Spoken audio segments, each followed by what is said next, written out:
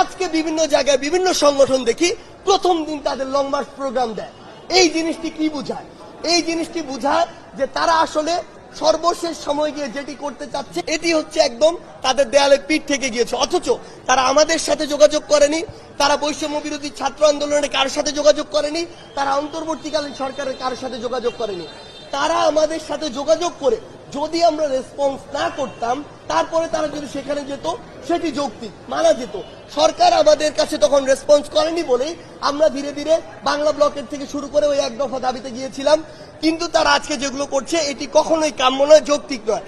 আমাদের জায়গা থেকে স্পষ্ট কথা, আপনি যদি আমাদের কাছে না আসেন কিংবা সরকারের কাছে না যান কিংবা লিগ্যাল অ্যাপ্রোচে না যান, আমরা ধরে নিব আপনারা রাইট ওয়েতে যাওয়ার মানসিকতা ধারণ করেন না, আপনাদের কোনো ভিন্ন উদ্দেশ্য রয়েছে। এবং আমরা এটি আপনাদের বলে দিচ্ছি, সেই উদ্দেশ্য নিয়ে আপনারা যদি প্রশ্নবিদ্ধ কোনো কর্মসূচিতে যান তাহলে পরবর্তীতে কোনো অপ্রত্যাশিত সিচুয়েশনে আপনারা আমাদের সহযোগিতা পাবেন না, এটি আমরা আমাদের জায়গা থেকে স্পষ্ট করে বলে দিচ্ছি। আর যদি আপনারা আমাদের সহযোগিতা কামনা করেন, পাশে আমাদেরকে চান, এনি টাইম এনি মোমেন্ট আপনারা আমাদের কাছে আসলে আমরা সেই বিষয়ে রেসপন্স করব। সময় লাগতে পারে কিন্তু আমরা অবশ্যই রেসপন্স করব।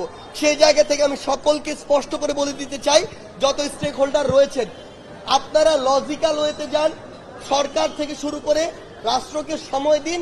আমরা বিশ্বাস করি সময়ের মধ্য দিয়ে অন্তত আগামী 1 বছরের মধ্যে আমাদের যে ক্ষতগুলো রয়েছে সেগুলো রেকটিফাই করে আমরা একটি নতুন পথের দিকে এগিয়ে যেতে পারবো। দেখুন, আমরা আমাদের জায়গা থেকে স্পষ্ট করে একটি জিনিস, আমরা হাইকোর্ট পর্যন্ত ঘেরাও করা হয়েছে আমাদের পক্ষ থেকে। রিজনটি ছিল ওই পদটিতে যে মানুষটি বসেছিল তিনি স্বৈরাচারের মদতপুষ্ট এমন একজন ব্যক্তি যিনি রাষ্ট্রের অনেক বড় একটি ক্ষতি করে ফেলতে পারেন, যিনি অন্তর্বর্তীকালীন সরকারের সবচেয়ে বড় একটি বাধা হয়ে দাঁড়াতে পারেন, যিনি আমাকে কু কিংবা পাল্টা অভ্যুত্থানের মাধ্যমে একটি অস্থিতিশীল পরিবেশ তৈরির জন্য তিনি ওইখানে ভূমিকা রাখতে পারেন। সেই জায়গা থেকে আমরা সেটিতে গিয়েছি।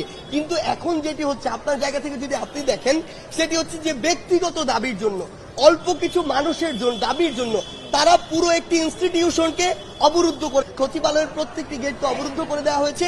ছোট্ট কিছু দাবি, তাও একদম যে দাবিগুলো আসলে সচিবালয়ের সরাসরি হাতে নেই, ওই দাবিগুলো নির্দিষ্ট একটি অফিসে ডিল করতে পারে।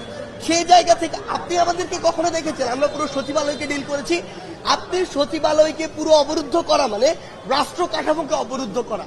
সেটি যখন আপনি করেন আপনার ছোটখাটো কিছু দাবির জন্য, তাহলে অবশ্যই আপনি এটি চাপ প্রয়োগ করে, বল প্রয়োগ করে আপনার অনেক যৌক্তিক বা অযৌক্তিক দাবি রয়েছে যেগুলো বিবেচনার বিষয়। আপনি সিঙ্গেল একটি স্টেক হোল্ডার, আপনার এক পক্ষের কথা শুনেন তো কোনোদিন এরকম একটি দাবিকে মেনে নেওয়া কখনোই প্রাসঙ্গিক নয়। সেই জায়গা থেকে তারা যেটি করছে, যে ওয়েতে করছে, এই ওয়েটা সঠিক নয়।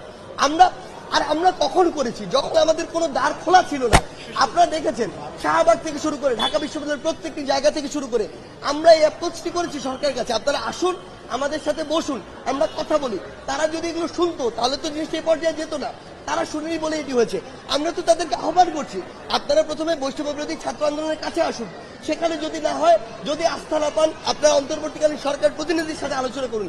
কিছুই না করে যখন আপনি রাজপথে নামছেন, রাষ্ট্রের বিভিন্ন অঙ্গ সংগঠনকে অবরুদ্ধ করছেন কিংবা আপনি লং মার্চে যাচ্ছেন, এই উদ্দেশ্যকে আমরা কখনোই ভালোভাবে দেখি না।